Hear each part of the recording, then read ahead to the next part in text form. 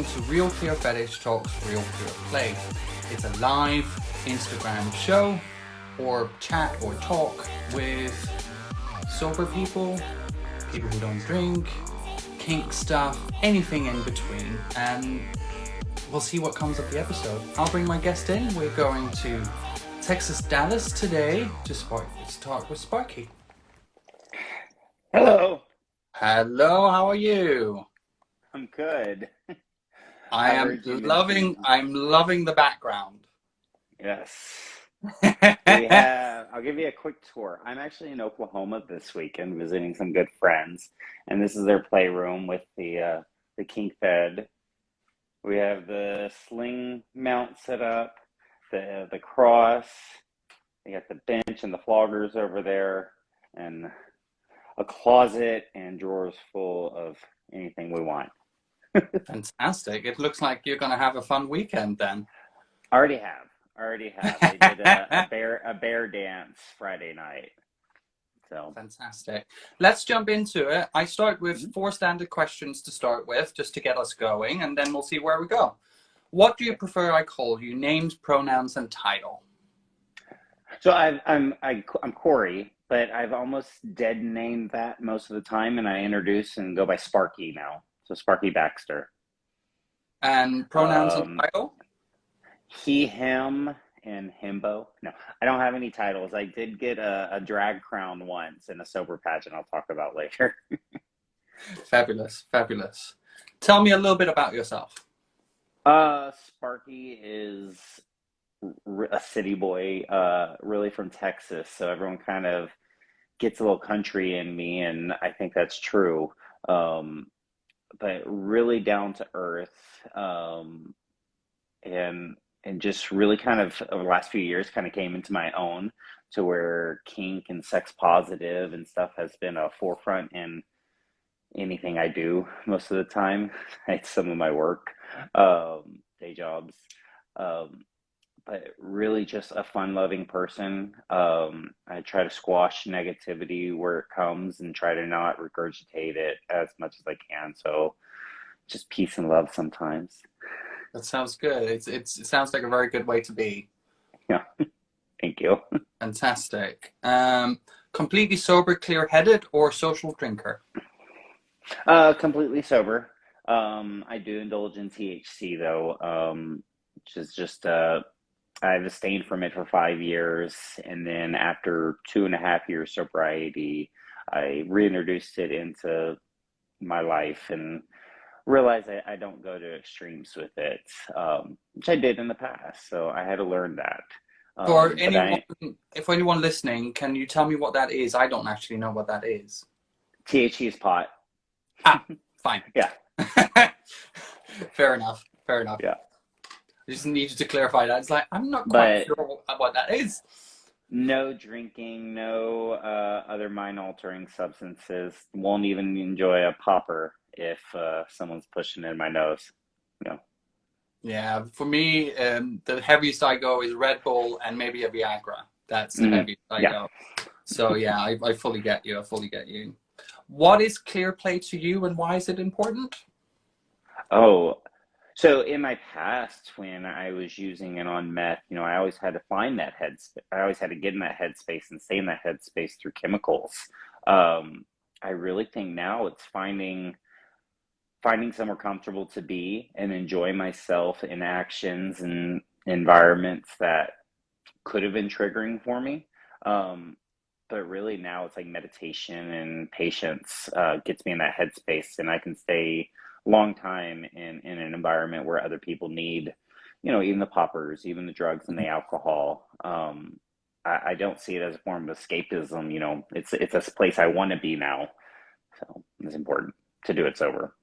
Yeah, and connection is more important when you're sober. Definitely, it's weird because when we are in active addiction, what we're seeking the most is connection. What you can't get on drugs is connection. Yeah, very true. There's a lot of grasping at straws when I was high, and never really understood why none of that stuff stuck after the high was gone. Yeah. So you say you're from Texas, Dallas. You say a little bit in you talk a little bit about that you have a good, well-rounded life up until drugs. Can you tell me Yeah. a little bit what led you to drugs in the first place? So I kind of fit an all-American upbringing where we grew up in actually Houston, which is another large city in Texas. Um, I was a Boy Scout. I was a B+ student, give or take, and really had loving parents. There was no conflict in the house. My coming out was a struggle, but accepted further down the line that I went. Um, the the biggest regret I have growing up is I grew up with alcoholics.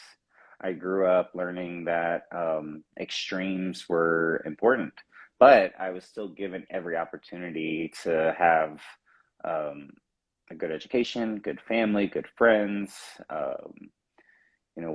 We did Christmas in the country and everything. I really don't regret anything.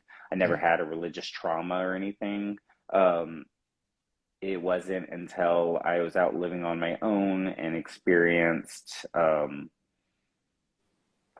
some negativity from the community. And I say before that me getting addicted to drugs was a self-fulfilling prophecy because I think someone saw a picture of me in a sling Mm. and said, "Oh my God, he's on meth," because I was so young at the time, and that picture kind of got posted around. And I was like, "No, no, I'm not. I was just having fun." And then later, I was like, "Well, what's this meth thing they're talking about?" And I tried it, and it Mm. came true to stick. So It just shows you when rumors kind of go around. It's always damaging. And yes, you say the self-fulfilling prophecy. I definitely, in the start of my 20s, I had people in the fetish community in Denmark kind of going, so, well, you're doing all these things now. What are you going to do in your mid 30s or late 30s? I was like, well, I'll be a recovering addict by then, but that's fine. yeah, But it is the judgment that can be really damaging. I always turn that around when people um, compliment on my looks and everything, and it's a good flirtatious thing. But I think one of my defense mechanisms is instead of just taking a compliment, I'm like, yeah, this is what years of drug and alcohol abuse will get you. So give it a try. You might end up the same place as me. Great. Yeah. Well, it's the thing is like a lot of people when you mention you are a drug addict or you come out as a drug addict to someone, they kind of go, "Ooh, okay, what do I say to this?" And it's like sometimes you need to break the tension and kind of go, "Well, this is the stupid shit I did, Yeah. but I'm Well, now and better." I have quite a few friends because I still socialize and I still go out and I still see people in all various states of intoxication and fucked upness.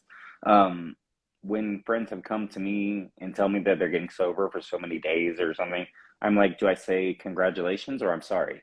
You know, was this a choice where you saw something better in yourself, or did you fuck up enough that this was the only choice?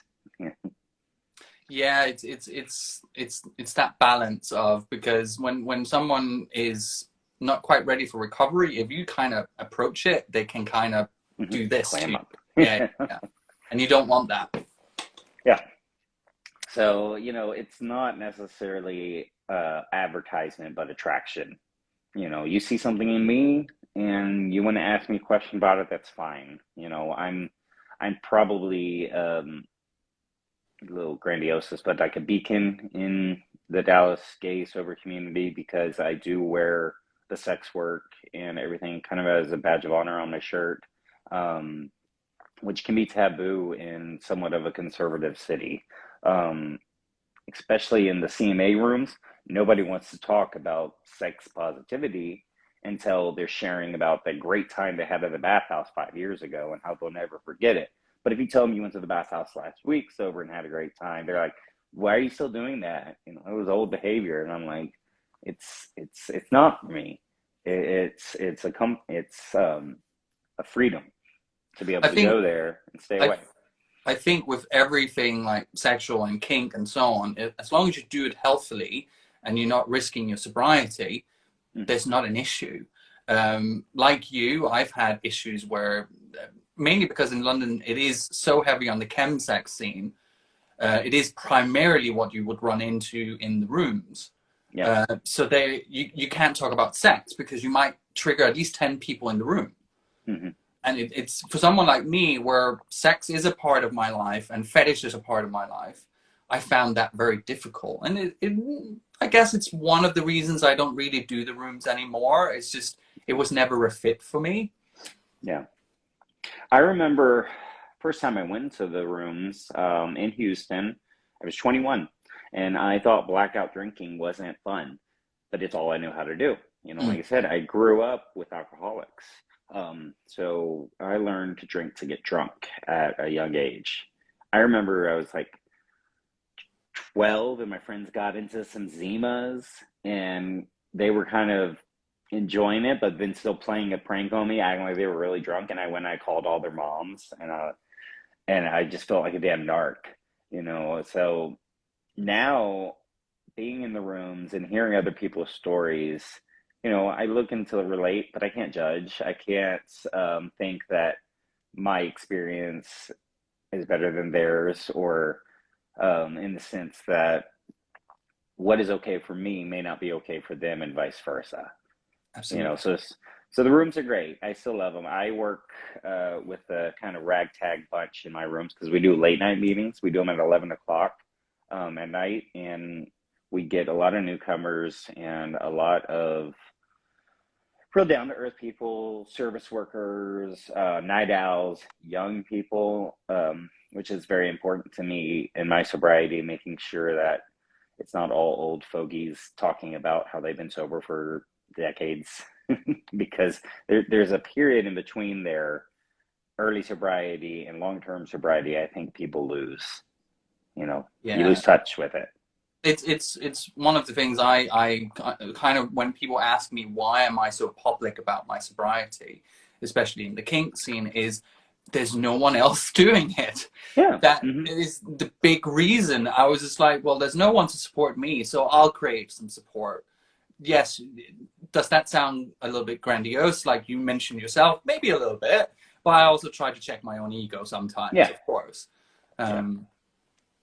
Yeah, we host a CMA focused meeting called Page 69, you know, and the big book starts out talking about, you know, we are not the arbiters of anyone's sex life, and we continue reading through that before we start our topics. And I think I've learned through that program and through my sponsor is that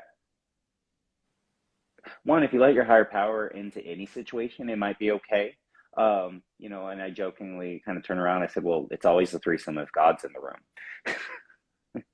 You know, my higher power is not a fairy tale. It's not a religious thing. I literally say Shrek, you know, because I think I said I didn't want a fairy tale, and the most anti-fairy tale was Shrek at the time when I was growing up, and his whole thing about keeping people out of his swamp, but once you're in, was very important to me in my new life. And so I kind of adopted that attitude. And you know, not everyone in the fairy tale of Shrek likes him, but those who like him love him.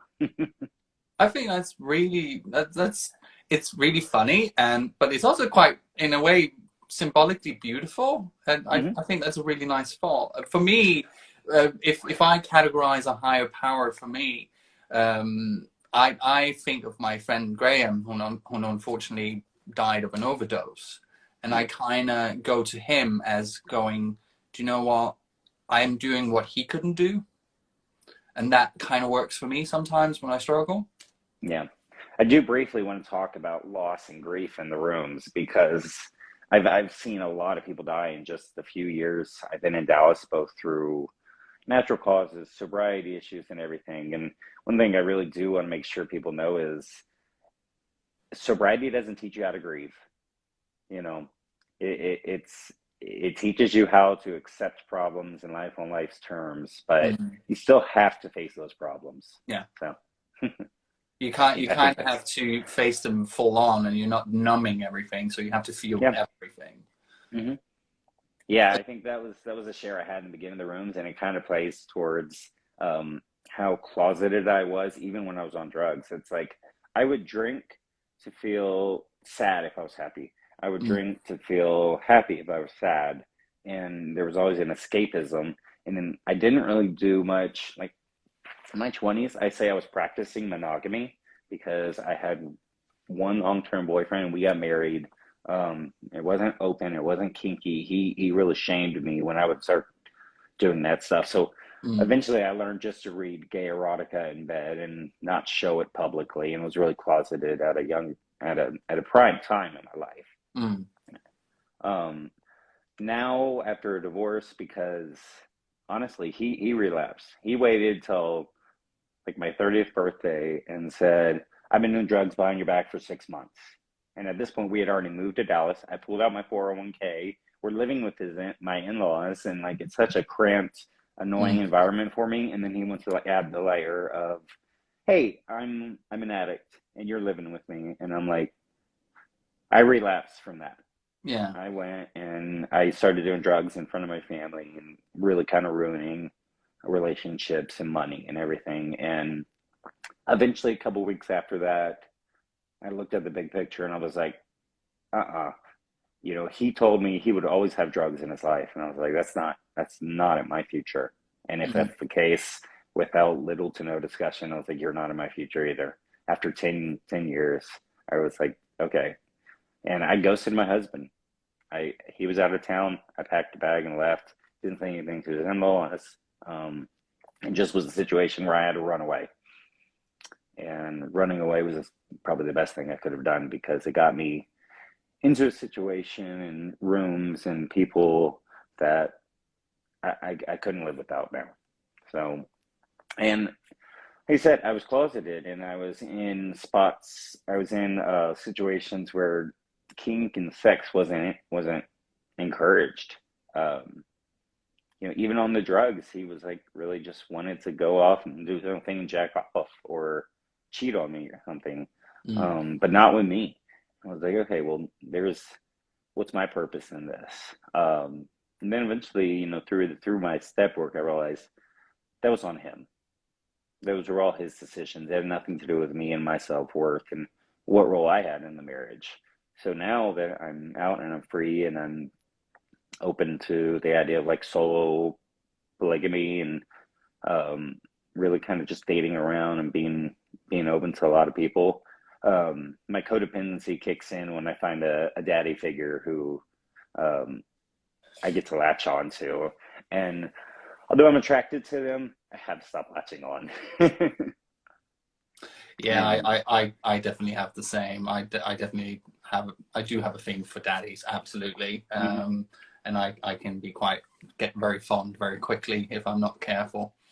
Yeah, but they can do a lot to your ego, and they don't realize they're doing it sometimes. And once they do realize that they're doing it, they keep doing it. It's like, why do I keep going back?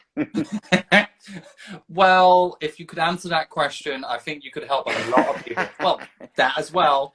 Size sometimes matters. I was about um, to say, for anyone listening on Spotify at the moment, he was just showing like a measurement of a big penis. I caught a fish and it was this big. Yeah, well, I was just about as much as I really cared for my ex, it didn't work. We were both in the rooms and it was quite Oh, destructive. But he yeah. had a beautiful penis, absolutely beautiful penis. And if he does watch this, it was like, you do have a beautiful Hats penis. off. Yeah, Oh, my absolutely. ex did too. But, you know, when he compared the 9 to my 8, I was like, why are you belittling me and making me feel small? And so once I got out of that relationship and I learned that I had a well-honed penis, I was like, good for me. But Yeah, it's good. I did not know that at a certain age, and it really messed with me and led me to drugs and alcohol. So now I'm sober and in a space where I can show that and have fun. I really feel like I'm finding myself as an expositionist and voyeur, and overall just I got it and I'm going to show it off. And that's evolved from OnlyFans to sex work, escorting, making porn, doing a lot these last 3 to 4 years that I always thought was somehow shameful. You Yeah. know, everyone watches porn, but if you find out someone does it, you know, you're just like, no, why are you talking to me? And I Mm. get that too. I get that when I go out now. Um, but on the flip side, later they're texting me to tell me how hot I am and how many times they were jacked off to my videos and stuff. And um, I take all that with a grain of salt. And I think Dallas has such a conservative community and people are very close knit that it's hard to break in and be friends with people if they think they know you.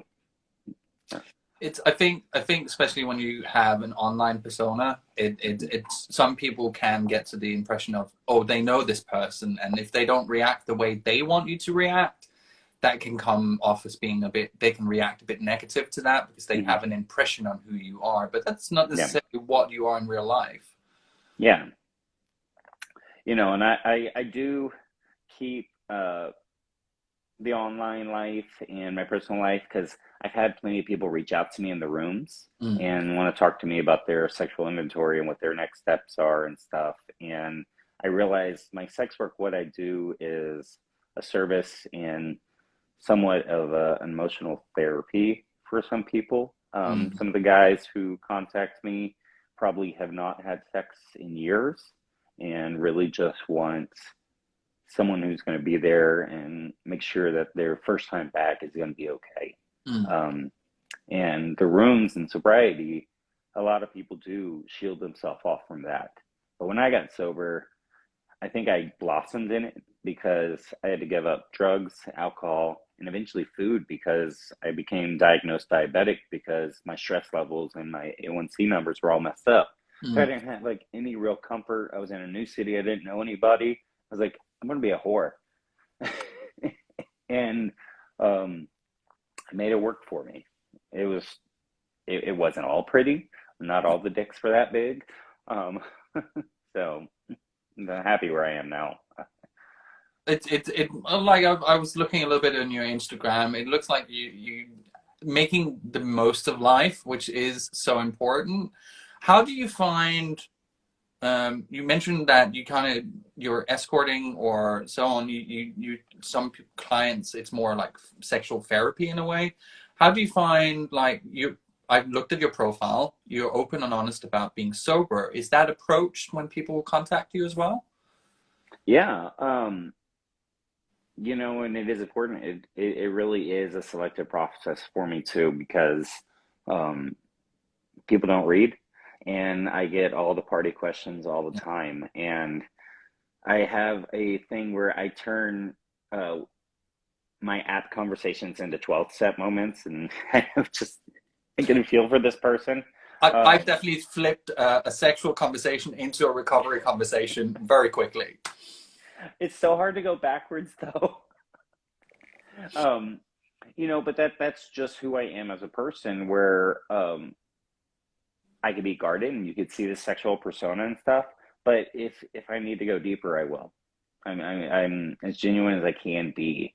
Um, some people aren't comfortable with that, and I've gotten backlashed for being publicly sober and sexy. I don't think those words are synonymous, which you know they can be, but I've had a lot of people. I remember I posted my 1,000 day celebration, and someone close to me, I posted, I don't remember what it was, but they ended up posting. They got 999 problems, but being sober ain't one. He really had a feeling that he needed to step in and say something about my THC use, and um, you know, and I'm like, that's not a destructive lifestyle for me. Mm. And not only that, but it's personal. And why is your opinion about someone else's sobriety matter? Because in Dallas, there's such a large group of circuit boys and stuff. I really think the leather scene has taken a hit after COVID in Dallas. Mm. Um, and so everyone's kind of gravitated towards the raves and the daddies and all that stuff. And that allows for such open use of drugs and new drugs that people aren't used to, that everyone's like, well, you can't get addicted to G. There's no hangover. I'm like, then why are you doing it every weekend? Yeah. And G, if you get addicted to G, it's so dangerous coming off it. You have to have medical assistance. A lot of people don't know this. You have to have medical assistance to come off it, because if you just stop, your heart can stop. And a lot of people don't know that. Even I've talked to people where it's like, oh, the doctors didn't even know that that was an issue. Yeah. Yeah, I think, you know, we got to make a smarter mousetrap every time. The mouses get smarter. You know, drugs are different. Drugs are more accessible and come in so many different forms now.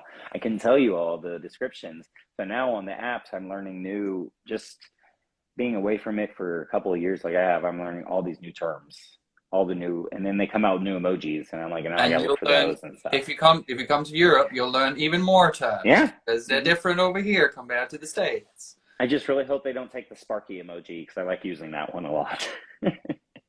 Yeah, that wouldn't be great, would it? I can, for example, tell on here, if you put the Apple emoji on your profile, it means you're sober. Oh, okay. Someone started that here I think in the UK, and I've seen it has filtered out a little bit. I don't think it caught on as well, but I have it on my Grindr, I have it on my Scruff, and some people actually pick up on it. Oh, the Grindr hashtags have been very useful now when I put drug-free in them. I really like seeing that I have something in common with guys like that. And I love it when they have the kink highlights too. But I think the drug-free really does kind of spark me. And then you don't even have to be in a recovery mindset, because I realize not everyone is going to be an alcoholic and addict just because they're drug-free. So yeah, I try. Funny enough, as you mentioned, I grew up around an alcoholic.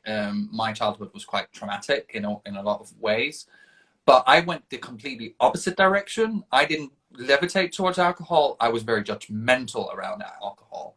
I was very like, oh, you shouldn't drink this much, and I had the same feelings around drugs to start with, before I, of course, became an addict myself. And it was that self-realization when all of a sudden I had to admit I was an addict, and all of a sudden I understood the alcoholic I lived with when I was a kid. I was like, oh, he had no control. It's not in his power to stop. He's just helpless. That's what happened. And there was a part of me that was really angry that I all of a sudden understood this. Yeah. I remember growing up with my dad having a ton of hobbies, being very supportive. He designed and flew those trick kites on the beach. He brewed beer and kind of taught me, you know, the complexities of it. He was my scout leader, had all these hobbies and all these amazing things. And then I started to see a decline in him where they were drinking a lot and all those hobbies went away. And then his health went away. He became diabetic too and had to have surgeries and started having seizures and kept drinking. He kept drinking, and then we lose a foot, you know, and that was really tragic for me. And that's when my sobriety kicked in, that I don't have to be my father. I don't have to regret who he is either. But he's going through it, so I don't have to. And that's where I love and respect him. I can't change him. But I'm really grateful that I'm able to be myself and be sober from some of the lessons in that. So you mentioned earlier around, and that goes back to the daddy conversation where I get hooked on them. Please don't leave me. Please don't change.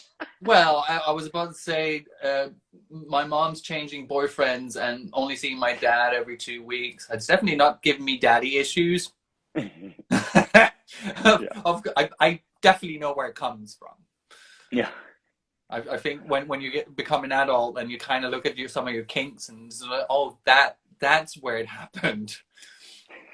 Was there like a specific moment that brought you to sobriety? You mentioned a little bit about some of the trauma for your sobriety, but is there? I know a lot of people talk about your rock bottom, and this is where you go from. So I could talk about the Eagle in Dallas, which I moved to Dallas and I found an apartment like just adjacent to the main neighborhoods and the bars. And I was just me and a mattress for a while until I could get furniture and get stable. I turned on the apps. I wasn't using meth at the time, Mm. but drinking and Coke were part of a near daily regimen for me. Um, one night, I just knew the main bars, which were like on their own block. This was like before I discovered leather and everything. Before then, it was just like what I knew Right. um, on the internet. Well, the apps were going off one time, and it's just all these bears, all these daddies and leathers and stuff, and I was getting a lot of hits. And I learned that I lived 2 blocks or less from the Eagle in Dallas. Mm. And once I discovered that and really kind of found a tribe and a moment to where I could fit in and I could get free drinks because I was an ideal little boy in that scenario. I just kept it going. I Mm. kept it going. I literally knew how to work the system to where I would get a free drink and a guy would walk me home at the end of the night and fuck me or put me to bed. It didn't make a difference because I was drunk. Um, and that became a long cycle. I ended up meeting a pup, and he was there with his boyfriend and just sitting on the pool table. And I came up to him, flirted with him and stuff, and he told me he wasn't drinking, but I was drunk, and I think my beer had like started to spill over and foam, and I kind of shoved it up to his pup hood and was like, "Here, take suck on the foam. Don't waste any beer and stuff." And later we connected about him being, I knew he was sober, but later we connected again a few weeks, and I'm like, I really think I'm ready. I really think I'm ready because it came down to financial hardships and I had no connections with people. I was leaving the bar crying. I was a Mm. mess, Yeah. and I was leaving the bar crying alone. I didn't have a friend to carry me where I was going. So, um, not getting the attention and not being the center of attention when I thought I should have been because my confidence was so fake and so fraud um, that led me to want to try sobriety. And, my friend called me and I was like, I'm going to go to a therapist. I'm not going to do group therapy, which is what my opinion about AA was. Mm. Um, and she told me to try it. She told me to try it. It was trans friend from Houston. And I did. And I remember we ended up going to a late night meeting. They light it by candlelight, so it's very non-intimidating. It's very burning desire type shares. Um, which a burning desire is, what can I tell you tonight? So I get it off my chest and I don't harm myself. Mm. Um, so there's not always a lot of solution in these meetings, but there's a lot of raw emotion. And I connected with that and I kept going back. And eventually COVID happened, like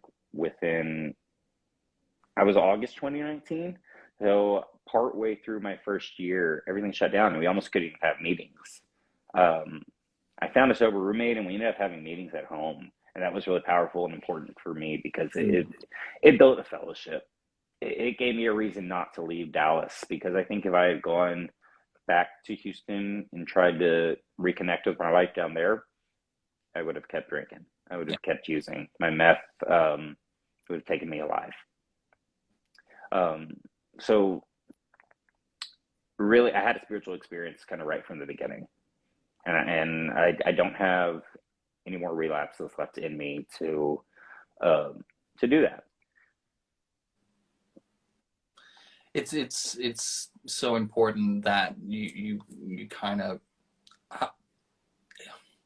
it's weird. It's like you talk about connecting with the rooms and you finding your way there, and it's quite powerful when you talk about it.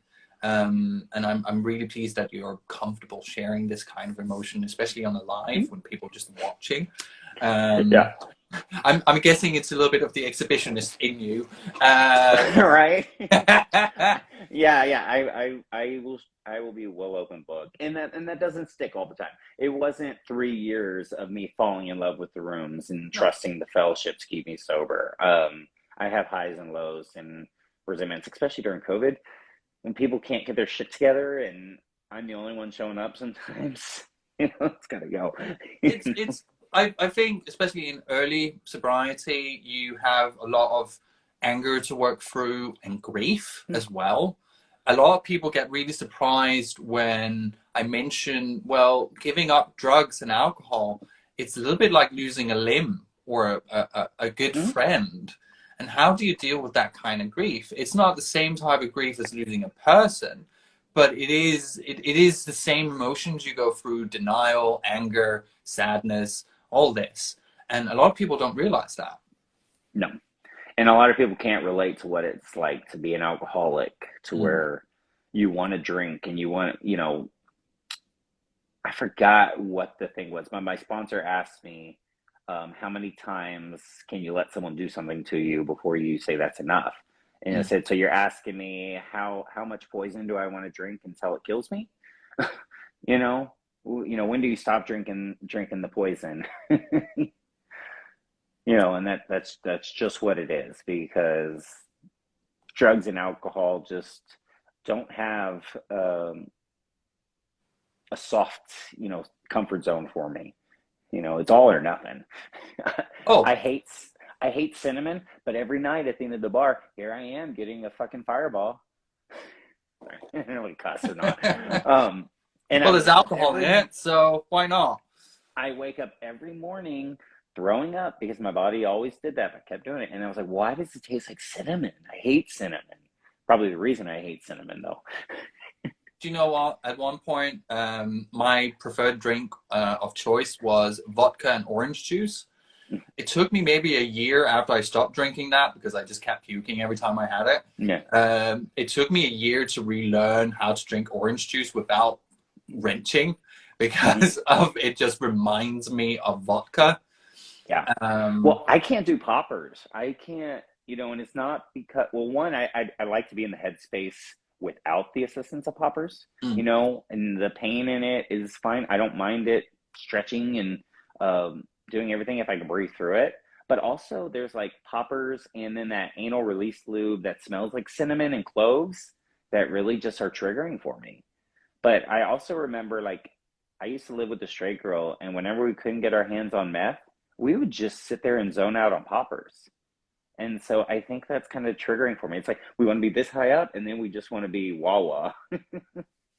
it's And it's the weirdest thing when people go into sobriety. Is like just be mindful of certain weird things are going to trigger you, and you don't know yeah, when they're going to come. I know. So yeah, it's like being at the bars. It's just, and the circuit parties will do that. The dances and the raves and stuff. People are so openly doing it and sharing and stuff. Um, I've taught myself a lesson, growing up in my generation, Pac-Man. You see someone doing drugs, just turn into a blinking ghost and dance the other way. No one's going to notice if you're not in the circle. You don't get the next hit. They don't care. How have you found, now that you're sober and you do a circuit party or a club night or and so on, Mhm. how you found it navigating that scene if there is drugs on the premises? How do you Yeah. find navigating that? In the beginning, I always tried to sandwich it with a meeting. I go to a meeting after work knowing it was going to be Friday night, and I wanted to be around people who were drinking. Um, so I would make sure I kind of had a clear headspace and I had an escape plan, not just to get out of the bar, but an escape plan to know if I do drink, what's the next step?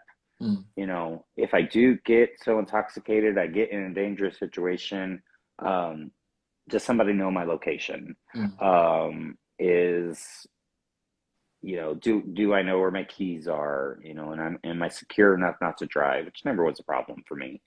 Um, like I was saying, I had a good life, and my bottoms never felt too dangerous to myself or others. So I didn't have that crazy risky behavior. Um, yeah, just going in with for me, it's going in with confidence, knowing that everyone has to drink. I think that's one reason I dead named Corey and started going by Sparky. Is just because it's a veil or safety net when drunk people come up to me and they want to talk to me and they want to have all these shallow conversations and stuff. Mm. Like, yeah, I'm Sparky, and then they just get hooked on the name, and I tell them about the porn and stuff I do, and maybe I get a follower. how do you get into doing porn? I'm really good at sex. So confident. Yeah. How did I get into it? Probably by 2021, I had lost a job, had a really hard time with the job hunt being restaurant manager. It was just, did I want to go back to the same cycle? Did I want to elevate my job? What did I want to do? And during that downtime when I was collecting benefits and stuff, I was like, okay, well, let me just start the dirty Twitter, see what Twitter is about, and explore Mm. that. So it was a lot of exploration before I just kind of went in and did it and said, let's go. Eventually, I lost another job after a year of doing that as a side hustle, and then, or what was OnlyFans was going to like shut down porn. That was the rumor going around, and I was like, what am I going to do? That's supplementing part of my income and stuff. And my good friend Matt Coven from Houston told me to try renting. You know, it's like what you make in a month, you can get in a day. You know, you're selling a premium, and you know, as long as you're confident in it. I so the transition from doing porn to sex work and really kind of knowing the difference between the two. You know, not every sex work is going to feel like a porn, you know, No. but playing to the camera and enjoying myself is going to benefit the other side because people find me and they want to get to know this person and stuff. Like, I think we connected on TikTok first. And one thing I love about TikTok was you get to see the side of a person and their humor and their personality. And then you're like, oh, what do they look like naked? You know, what's next for them? You know, Yeah, who that are they it's on this it's side? it's weird you mentioned TikTok. It is like, yeah, I did a video asking some of my followers on TikTok. You can go over and watch it. I'm biking in London on TikTok. Um, and I asked if any of my followers would want to do this with me, and you were one of the people who actually approached Yeah. me. I completely forgot I did that. That's where I got you from, isn't it? Yeah. Yeah. I always wonder where people get to know me from because I have my other phone number for Rentman, and so when people text me on it, I was like, I know exactly what you're texting. So it's really funny to figure out where people know you from because I do get recognized. I have these big little tattoos that are like billboards when I go out without my shirt on, and so people come up, Sparky, Sparky, and stuff like that, and I'm always curious which site do they know me from. Yeah, it's like, which Yeah. area of expertise do you know me from? Well, and then on the flip side of that, Corey's not even my legal first name. So whenever someone calls me with my other first name, I'm like, what bill are you collecting? Which So service notice are you going to I serve me now? do it. I don't think it's the Gemini in me. You know, personal life, personal parts of my life are compartmentalized. But they're overlapping like crazy now that I just have to go in everything with a clear head. And that's why being forefront about my sobriety and the sex work and everything else I do is important because I don't want a newcomer or someone who looks up to me sober to see me doing all this crazy kinky sex stuff on camera and then being like, he must be high again. He must have relapsed. He must have done this because he's at a circuit party and stuff. No, I'm enjoying myself. I'm setting boundaries. My biggest rule is nothing good happens after midnight. And if it's after midnight and the apps are going off, I'm probably not going to answer them. I'm probably not going to try to show up late to a party. Or by the time the crowd starts turning at a rave, it's midnight. And by then, I'm already kind of looking out to see who did I zone in on and who can I take home tonight. So, Yeah, I'm in sobriety. I've realized I have horrible social anxiety, and I'm quite an mhm. introvert. I'm not an extrovert at all. So I find when I go to a party, I tend to go there when it opens, so I can kind of like that slow boil. You Um, see the crowd grow and you kind of get a feel for the clicks and where people are standing. Yeah, I do that too. But then on the flip side of that, I always try to calm my anxiety by just focusing in on who's closest to me, who I can see, touch, you know, and just focus in on the moments. Because if I worry about all the drugs going around me, all the people who may or may not like me, or you know, because I'm not friendly with everybody. as as cute as I can be, I really do set hard boundaries with people who have upset me. There's very few people who get that amends process from me all the time. So I am hyper aware of situations when I go out, and I just kind of let things come to me. I don't instigate. I keep my street clean and all that good stuff. It's when you are slightly in the public eye, you're mindful of what happens and who you talk to and how you react. But of course, you don't have to be friendly to no one. You don't owe anyone anything. That's the thing. Yeah, yeah. Just because you subscribe doesn't mean that gives you insight to my life. Yeah.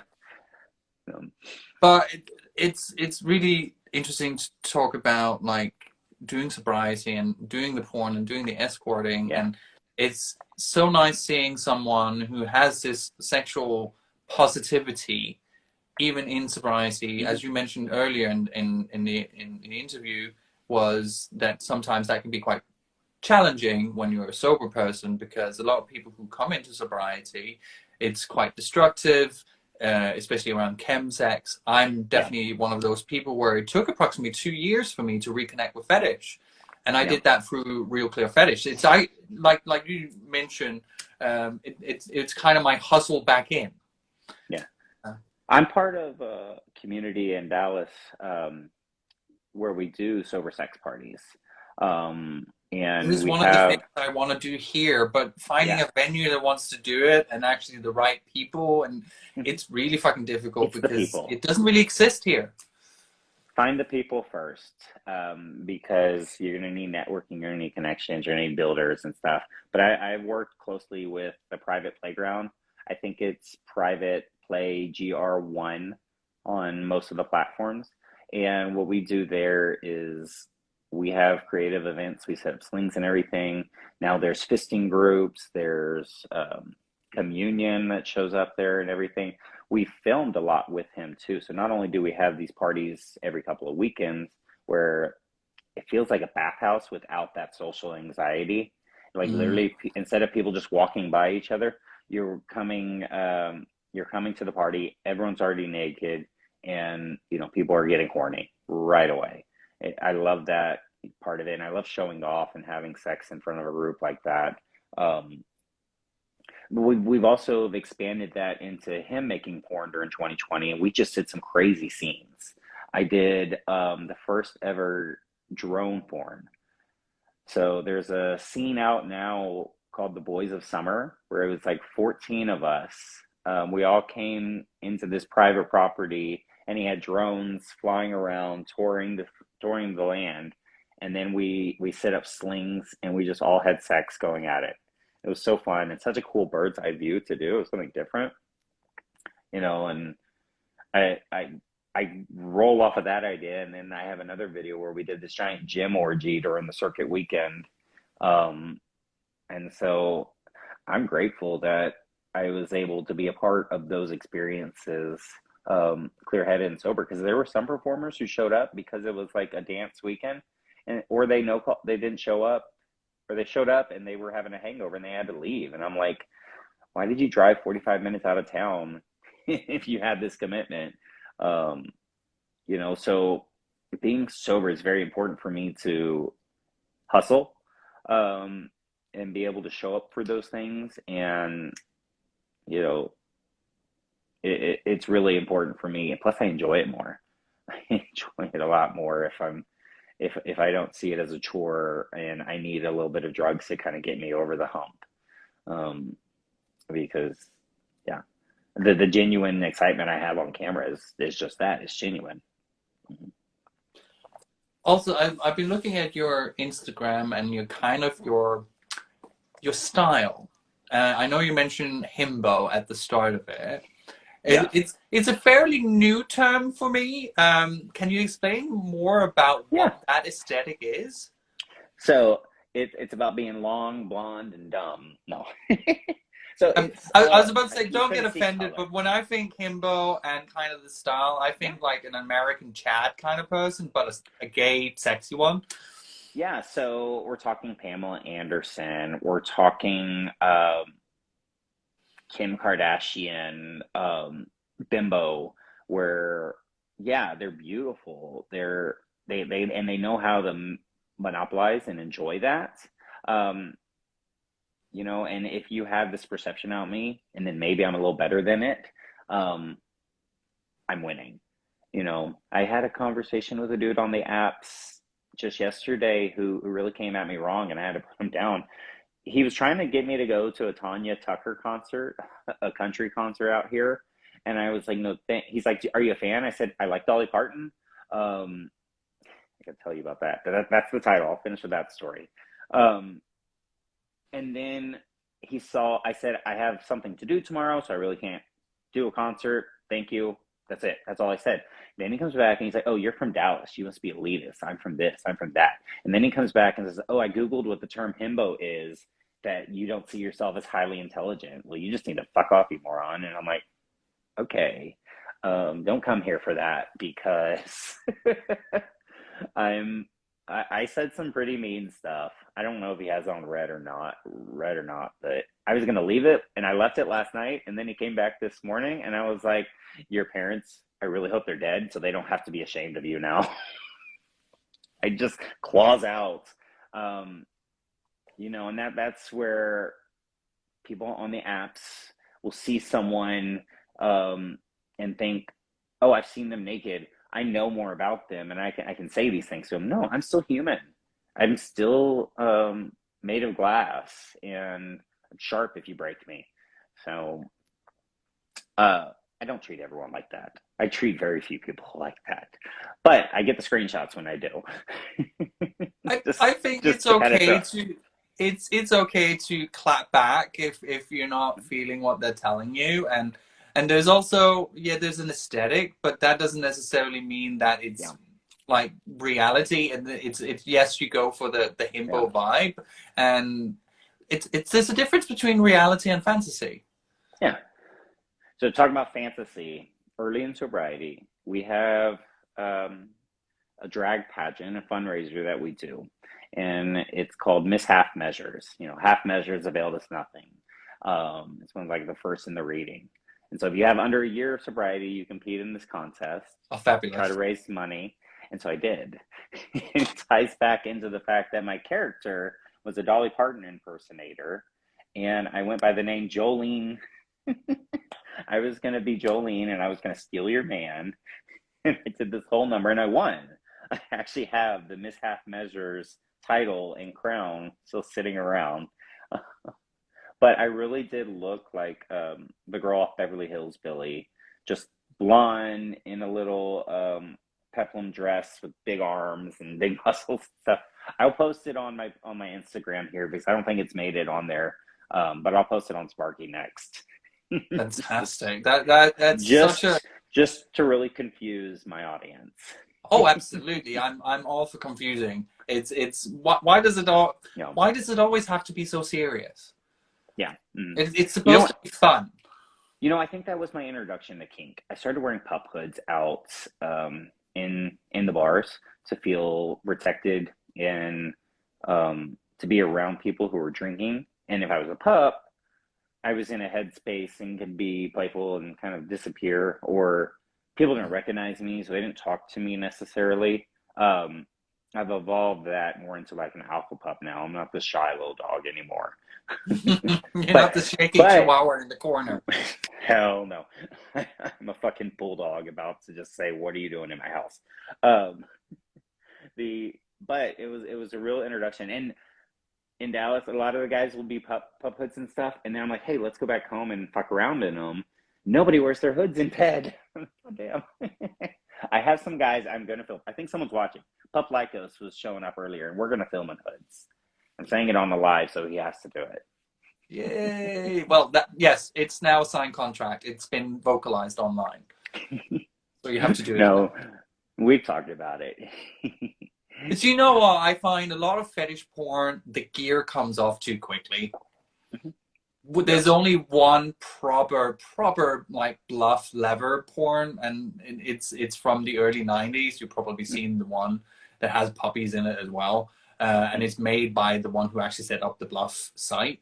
Yeah. And it's literally the only one you can find where it's like proper Leatherman gear. Yeah. Because it's just not made. It's and Yeah. if you do have fetish porn, they take the gear off like that. Well, it's expensive. That's what I'm thinking. Like, I'm at my friend's house and they have amazing gear, and I've been able to borrow it and share it. And I think some of my most cherished pieces are hand-me-downs. But for a while there, I was like, yeah, I love neoprene. I think neoprene's better than leather. No, it's just cheaper. I've had such better experience for leather now. It's a good start fetish. It's a good start fetish. Yeah. But I agree with you. I love gear. You know, I don't just want to. That's why the Dallas guys will wear it to a dance, and I'm like, I don't want to go dancing in my good leather. Well, I had someone write to me on Scruff the other day, and he was just like, "Fuck me." It's like, oh, okay, fine. I'll reply. He's quite hot, and I reply with a picture of me in full gear because my profile is full with gear pictures. So I assume that's why he's contacting me. And he replies, "No gear. I want real sex." I was like, "Well, we're not going to match then, are we?" Yeah. Yeah. I like. In my sex work, I get exposed to a lot of different kinks because the guys will call me with fantasies and stuff.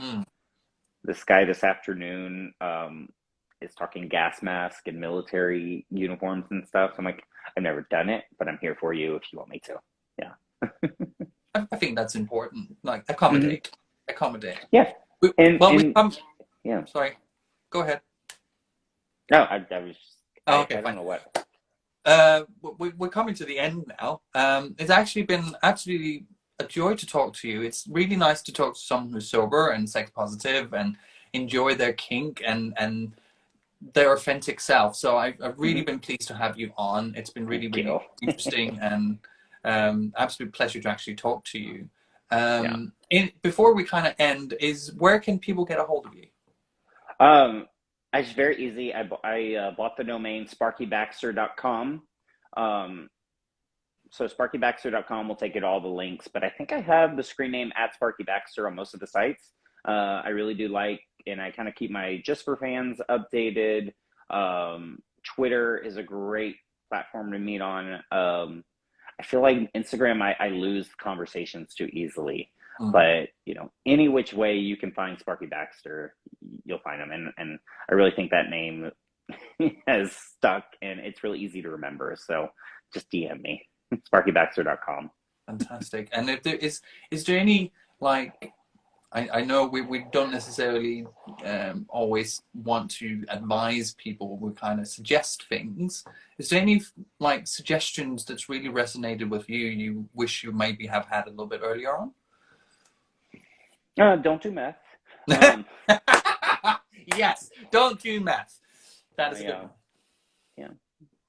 Yeah. You know, I do love the positivity and exploration where I tell people, be safe. Don't do anything that I wouldn't do twice or 3 times. You know, make sure you're wholehearted in anything that you do. Fantastic. Thank you very much for coming on. It's been absolutely thank you for having me. Fantastic. I love how I know it's the evening for you and it's the middle of the day for me. Our lighting really suggests. It looks like it's middle of the night for you, and yeah.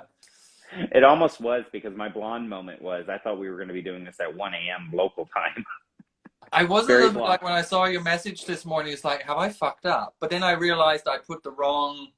Like, I put 9 p.m. for some reason when I did the picture, so I had to adjust it. But besides all that, good. I'm happy to be here. It was a great day.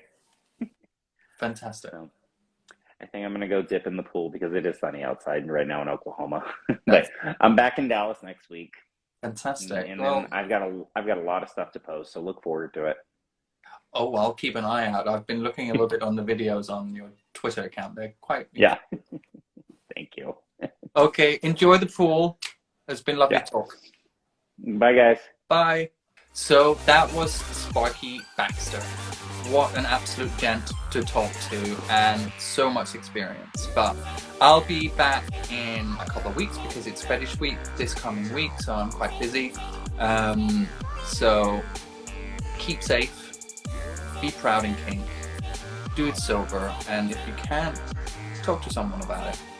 It's okay to open up. So keep safe and have a good weekend. Bye.